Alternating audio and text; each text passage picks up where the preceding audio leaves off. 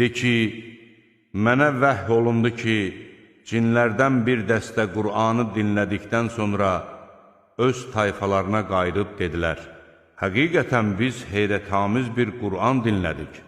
O, doğru yola yönəldir. Biz ona inandıq və bundan sonra əsla kimsəni Rəbbimizə şərik qoşmayacağıq. Doğrudan da Rəbbimizin əzəməti çox yüksəkdir. O, nə zövcə, nə də övlad sahibi olmamışdır. Bizim səfehimiz iblis Allaha qarşı hədsiz yalanlar danışır.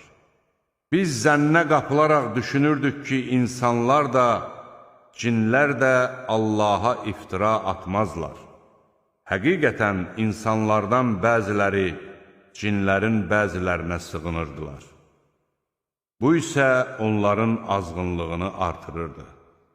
Onlar da siz zənn etdiyiniz kimi elə düşünürdülər ki, Allah ölənləri diriltməyəcəkdir.